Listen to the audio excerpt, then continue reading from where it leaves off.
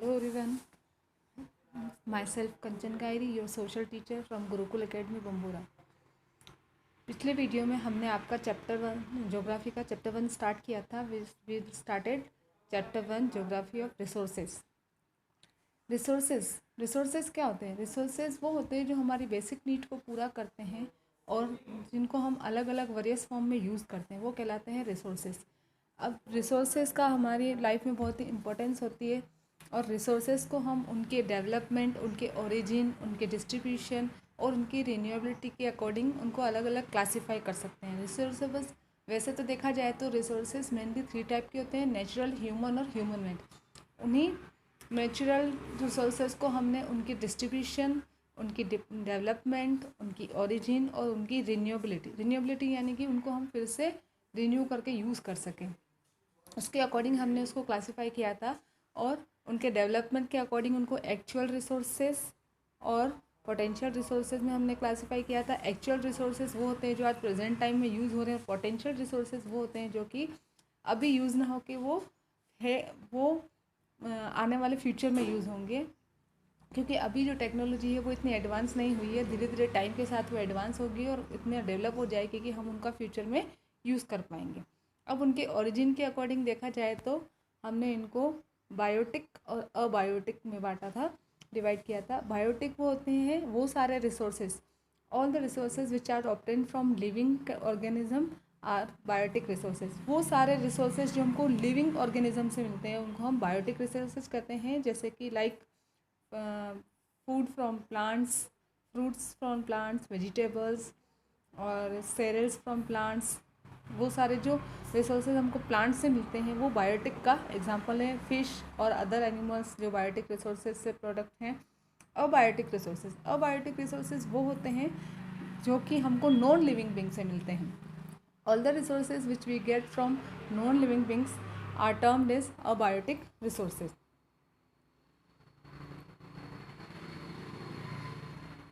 वो सारे रिसोर्सेज जो हमको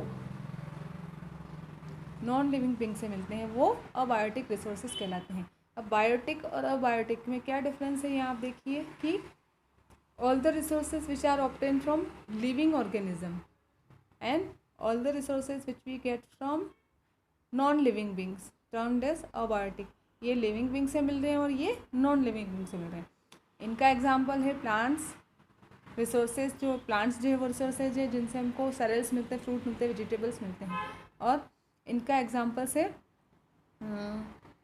land, water, air, land, mineral, rocks, ये सारे।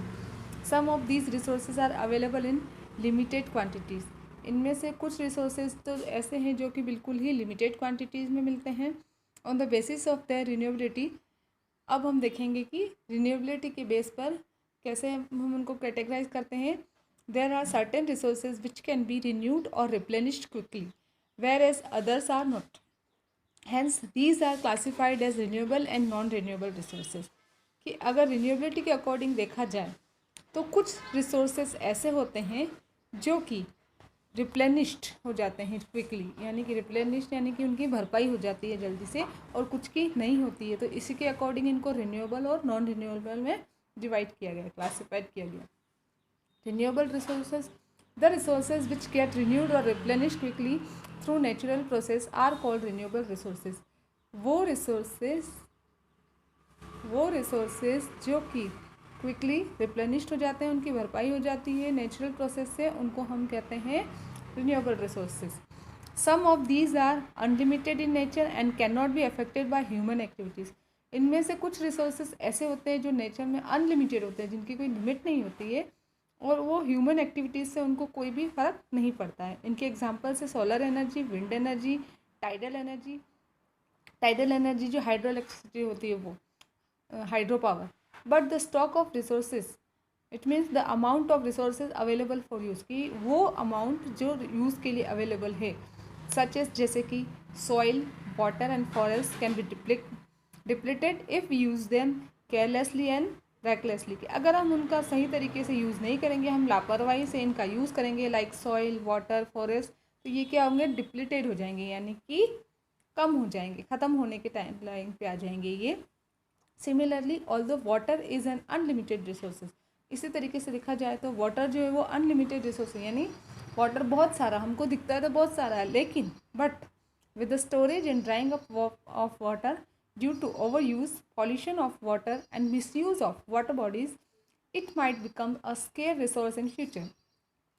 कि वाटर अनलिमिटेड रिसोर्सेज होते हुए भी शॉर्टेज, वाटर की शॉर्टेज होने की और इसके सूखने के कारण, क्यों?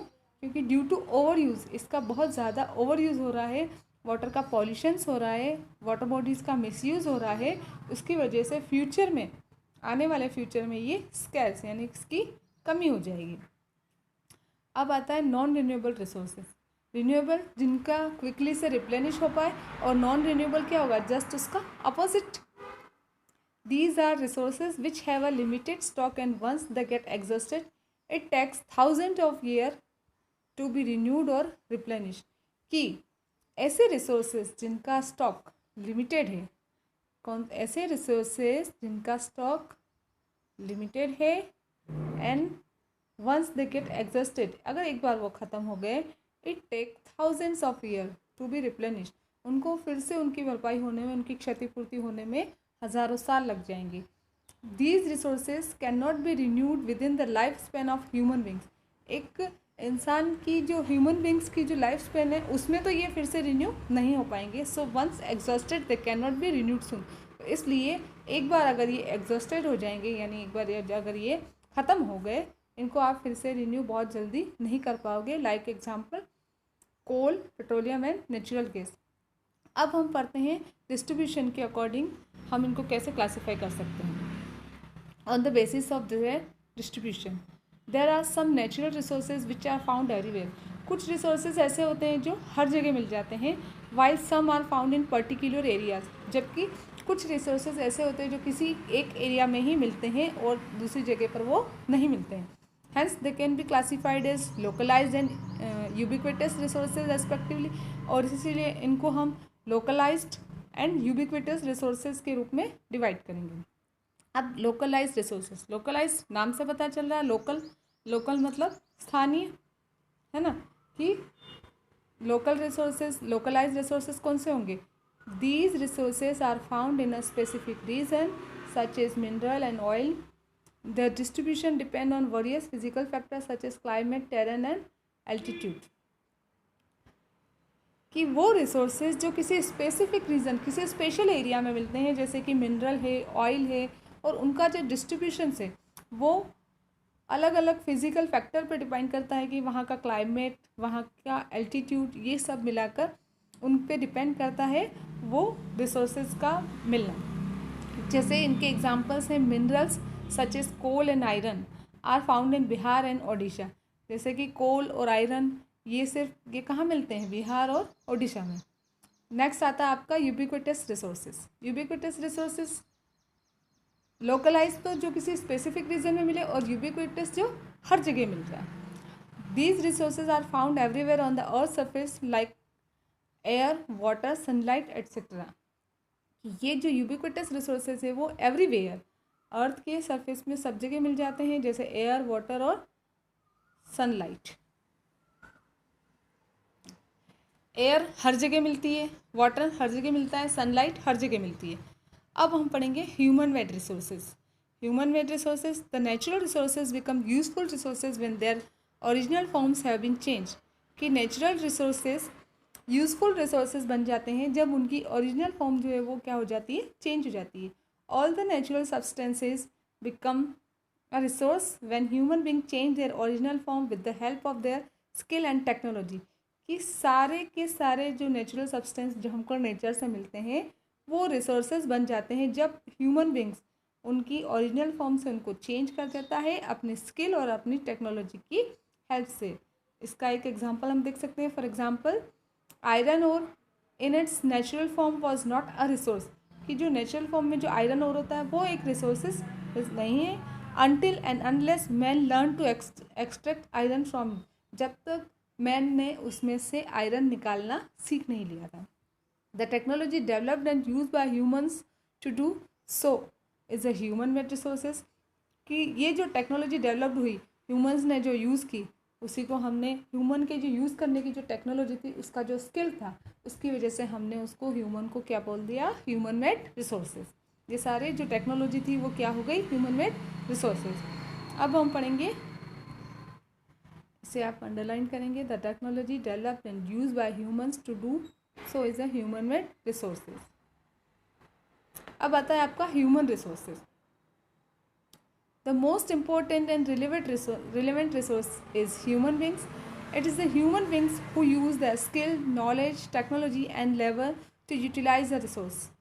सबसे जो इम्पोर्टेंट और मेन जो रिसोर्स है वो है ह्यूमन बींग। अगर ह्यूमन बींग ही नहीं होगा तो यूज़ कौन करेगा उसको, और उसके डेवलप कौन करेगा। It is the human being who use their skill, कि वो ह्यूमन बींग ही है जो अपने स्किल का यूज़ करता है, अपने नॉलेज का यूज़ करता है, टेक्नोलॉजी का यूज़ करता है और लेबर का यूज़ करके उस रिसोर्स को वो यूटिलाइज़ करता है, उसका यूज़ करवाता है। Therefore people are human resources. तो इसीलिए पीपल को क्या कहा गया है, ह्यूमन रिसोर्सेज। तो इसको भी हम अंडरलाइन करेंगे, the most important and relevant resources is human being. It is the human being who use their skill, knowledge, technology and labor to utilize the resources. Therefore, people are human resources. The development and economic prosperity of any nation mainly depend on how they are utilizing their available resources. किसी भी country का development और उसकी जो आर्थिक स्थिति है, उसका विकास और उसकी आर्थिक स्थिति, वो मेनली उसी बात पर डिपेंड करती है कि वो उनके वहाँ पर जो रिसोर्सेज अवेलेबल हो रहे हैं उनका यूज़ वो किस तरीके से करते हैं। It is the education and skill development of human being that is known as human resource development. और यही वो एजुकेशन है, वो स्किल डेवलपमेंट है ह्यूमन बींग का, जिसको ह्यूमन रिसोर्स डेवलपमेंट के नाम से जानते हैं। अब रिसोर्सेज के बारे में तो हमने पढ़ा, अब इन रिसोर्स को कंजर्वेशन कैसे करते हैं। रिसोर्सेज को हम जितना हो सके हम उनको बचा के रखें आने वाले फ्यूचर टाइम के लिए, और उसका मिसयूज़ ना करें। तो हम कैसे conservation, what is resource conservation. The resources should be use carefully and judiciously यानी कि सही तरीके से, न्यायोचित तरीके से, so that they are not exhausted, ताकि वो पूरी तरीके से ख़त्म ना हो। If we are exploiting these resources then we should give them time for renewal. और अगर हमने उनको एक्सप्लॉइट कर दिया, इनको ख़त्म कर दिया, तो फिर हमें उनको फिर से रिन्यू होने के लिए टाइम देना चाहिए। जैसे कि इसका एक एग्जांपल है, petroleum is a natural resources which is a fossil fuel made from the dead matter of plants and animals which got buried inside the earth surface for millions of years. जैसे कि petroleum एक natural resources है जो कि fossil fuel से बना होता है। फॉसिल फ्यूल जो डेड मैटर होते हैं प्लांट्स और एलिमेंट्स का, जो अर्थ के सरफेस के अंदर बरीड होते हैं यानी कि दबे हुए होते हैं कई सालों से। तो the heat and pressure exerted inside the earth surface convert it into petroleum. Earth का सरफेस के अंदर जो हीट होता है, जो प्रेशर होता है, वो उसको पेट्रोलियम में कन्वर्ट कर देता है, इस फॉसिल फ्यूल को। It is an important resource use for means of transport and industries. ये एक इम्पॉर्टेंट रिसोर्स है जो ट्रांसपोर्ट के लिए यूज़ में आता है, यानी फ्यूल के रूप में यूज़ आता है, इंडस्ट्रीज़ के लिए यूज़ में आता है। Industrialisation has led to excessive use of resources which can lead to their exhaustion. Industrialisation से इन रिसोर्सेज का, इसका बहुत ही ज़्यादा यूज़ होता है, एक्सेसिव यूज़ हो जाता है, जिससे वो एग्जॉशन के तरफ बढ़ रहा है। इफ़ पेट्रोलियम इज़ एग्जॉस्टेड, अगर पेट्रोलियम ख़त्म हो जाएगा, industries will shut down, industries बंद हो जाएगी। Means of transport will be affected, transport के जो मीन्स है वो भी अफेक्ट होंगे। And life will become to a standstill, और ज़िंदगी एक बार के लिए रुक जाएगी, खड़ी हो जाएगी।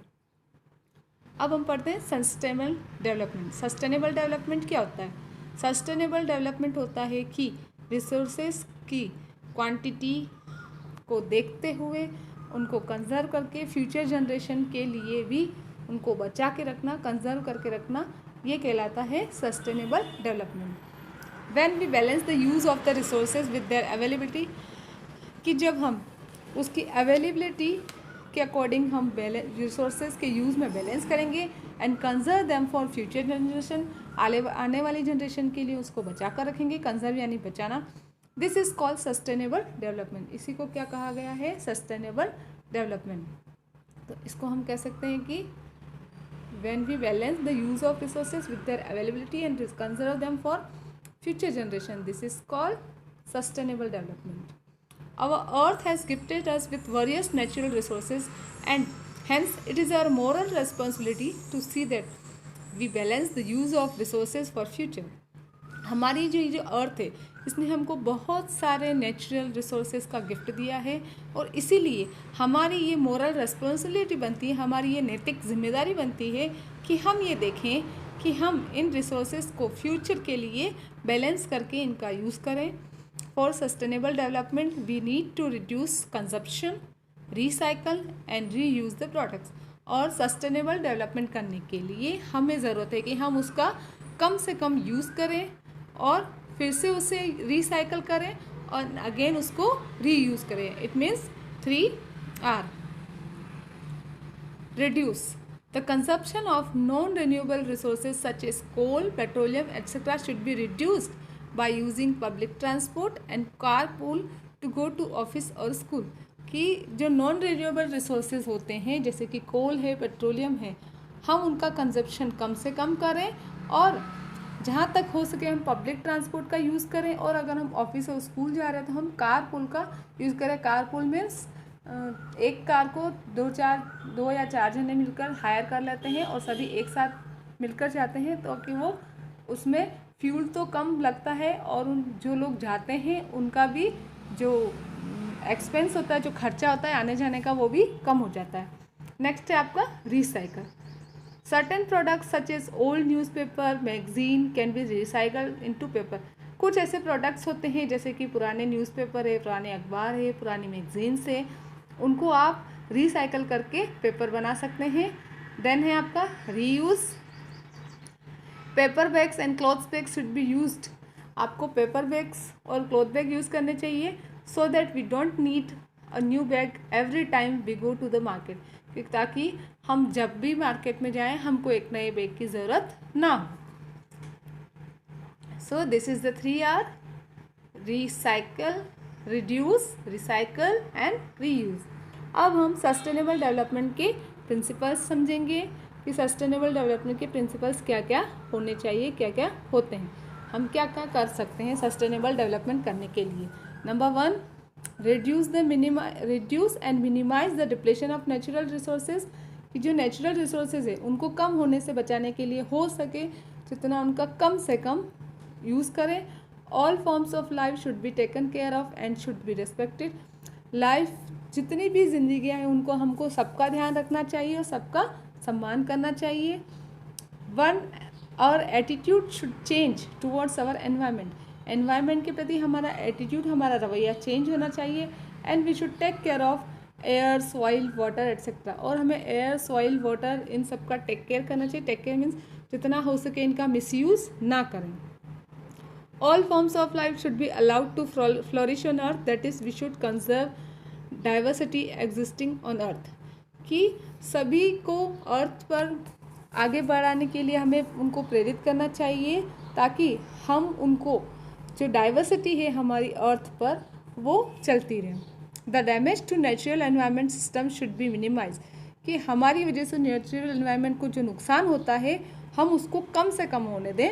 And ecosystem should be allowed to sustain on their own. और इकोसिस्टम को हम अपने आप खुद से ही आगे से आगे उनको होने दें. All the communities should respect and take care of their environment. सभी कम्युनिटीज़ को सभी को सम्मान करना चाहिए एक दूसरे की भावनाओं का, और एनवायरनमेंट को की तरफ भी अपना रवैया अच्छा करना चाहिए. एनवायरनमेंट को बचाने, नुकसान ना पहुंचाएं. यहाँ पर आपका चैप्टर ओवर होता है. अब हम कुछ ऐसी चीज़ें हैं जो इसमें से पढ़ेंगे, चैप्टर रिकॉल करेंगे. The things which we get from nature in order to satisfy our needs are resources. कि वो चीज़ें हमको नेचर से मिलती है जो हमारे नीड्स को पूरा करती है, वो क्या है? Resources. Value addition is done to the resources when human being are use their skill and knowledge to develop them into products. कि किसी भी रिसोर्सेज की वैल्यू तब ऐड हो जाती है जब ह्यूमन बीइंग उसका अपने स्किल और नॉलेज के अकॉर्डिंग यूज़ करते हैं और उसको डेवलप करते हैं. The 3 main type of resources are. 3 type के रिसोर्सेज होते हैं, नेचुरल, ह्यूमन मेड और ह्यूमन रिसोर्सेज. नेचुरल रिसोर्सेज को हमने अलग अलग कैटेगरीज में क्लासिफाइड किया था, उनके डेवलपमेंट, उनकी ओरिजिन, उनकी रिन्यूएबिलिटी एंड डिस्ट्रीब्यूशन के अकॉर्डिंग। अब डेवलपमेंट के अकॉर्डिंग उनको एक्चुअल और पोटेंशियल में क्लासीफाई किया था, ओरिजिन के अकॉर्डिंग उनको बायोटिक और अबायोटिक में क्लासीफाई किया था, रिन्यूएबिलिटी के अकॉर्डिंग उनको रिन्यूएबल और नॉन रिन्यूएबल में किया था, एंड डिस्ट्रीब्यूशन के अकॉर्डिंग उनको लोकलाइज एंड यूबिक्विटस में किया था। ह्यूमन मेड रिसोर्सेज जो होते हैं वो ह्यूमन बींग्स डेवलप करते हैं अपने स्किल टेक्नोलॉजी का यूज़ करके, जैसे कि construction of roads, railways, buildings etcetera. Human beings जो है वो मोस्ट इंपॉर्टेंट रिसोर्सेज कंसिडर किए गए हैं। क्यों? Because they can make a country developed और अंडर डेवलप्ड, क्योंकि वही किसी कंट्री को डेवलप्ड और अंडर डेवलप्ड बनाते हैं। The natural resources present on the earth should be use judicially and economically so that they do not get exhausted. Natural resources का आज अर्थ पर हमें जुडिशियली, आर्थिक, इकोनॉमिकली देखा जाए तो भी, और न्यायोचित, जुडिशियली यानी सही तरीके से यूज़ करना चाहिए ताकि वो ख़त्म ना हो। In order to use the resources for a longer period of time, we should use the rule of 3R, reuse, reduce and recycle। कि अगर हमको लंबे टाइम तक रिसोर्सेज को यूज़ करना है तो हमें 3R का यूज़ करना पड़ेगा, इस रूल को फॉलो करना पड़ेगा। 3Rs के रूल को, रीयूज़ यानी कि फिर से चीज़ों का यूज़ करना, रिड्यूस जितना हो सके कम से कम मिनिमाइज़ करें हम, और रिसाइकल हो सके जितना हम उनको फिर से रिसाइकल करके और नई चीज़ बनाएं। Okay, thank you. यहाँ पर आपका चैप्टर ओवर होता है। अगले वीडियो में हम आपको एक्सरसाइज करवाएंगे।